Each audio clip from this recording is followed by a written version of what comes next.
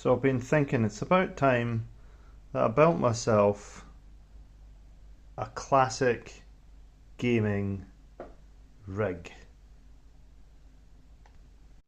And I thought, well, if I'm going to get a classic gaming machine, I'm going to need to get a tower which is befitting of a nice, powerful, grunty DOS gaming machine.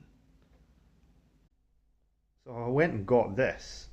I mean, the size of this, it's pretty difficult for you to tell, but this is basically an Osborne one, and this beast is going to be the machine of choice.